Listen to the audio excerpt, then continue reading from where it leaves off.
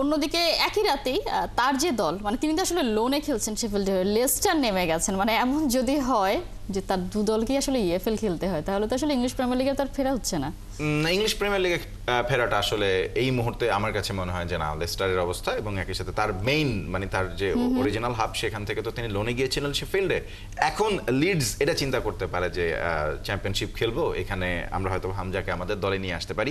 শেফিল্ডের তুলনায় লিডসের নামটা তো অন্ততপক্ষে ভারী। লিডস তো একটা টাইটেল অন্ততপক্ষে এই এরাতে আমরা দেখেছি জিতেছি, মানে এই শতকে তাদেরকে দেখেছি। দশকে আসলে শতক কেন বলছি, সেই জায়গা থেকে আমি যদি আমার কাছে মনে হয় যে হ্যাঁ মধুর সমস্যাই হতে পারে, লিডসে খেলবেন, সরি শেফিল্ডে খেলবেন নাকি লেস্টারে খেলবেন। ব্যাপারটা আমরা যে দেখেছি যখন তিনি আসলে লেস্টারে ছিলেন, ইংলিশ প্রিমিয়ার লিগে তার দল ছিল, তখন কিন্তু তিনি ম্যাচ পেতেন না। না আসলে ম্যাচ পেতেন না, এবং ম্যাচ পাওয়াটা তো সহজও না, একেবারেই তাই।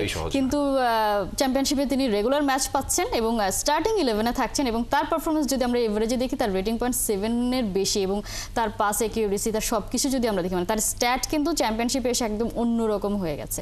সেই জায়গায় যদি তার দল খেলেও ইংলিশ প্রিমিয়ার লিগে যদি ব্যাকও করে, তার কি আসলে তখন স্টার্টিং 11-এ থাকার সম্ভাবনা আছে কিনা? কারণ এখন যেহেতু পারফরমেন্স ভালো করছে, আর তখন মানে যখন শেফিল্ড যদি পরবর্তীতে ইংলিশ প্রিমিয়ার লিগে যায়, তাহলে লেস্টারের সাথে তার চুক্তিটা কি হবে?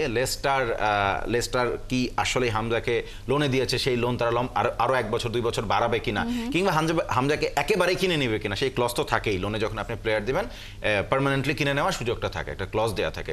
সেই ক্লজটা কিভাবে অ্যাপ্লাই হবে?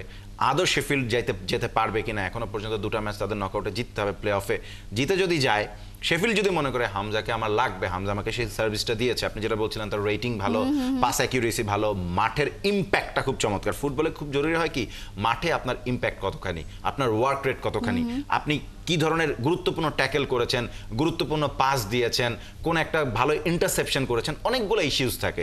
সেগুলো যদি একসাথে মিলিয়ে আমার কাছে যদি মনে হয় যে না, শেফিল্ড যাবে প্রিমিয়ার লিগ খেলতে এবং হামজাকে তার দরকার, অটো চয়েস যদি এরকম কিছু হয়, তাহলে ডেফিনেটলি এটা দারুণ হতে পারে। এক্সপেক্ট করব, কারণ হামজা খেলা আমাদের বাংলাদেশের জার্সির একজন প্লেয়ার ইপিএল খেলছে, এটা চিন্তা করতে আমি তো এক্সাইটেড একেবারে। এবং আমরা প্রত্যেকেই কালকে মানে সকালবেলা যখন আসলে সোশ্যাল মিডিয়া স্ক্রল করছিলাম, প্রত্যেকে হামজার ম্যাচ নিয়ে স্ট্যাটাস দিচ্ছিল।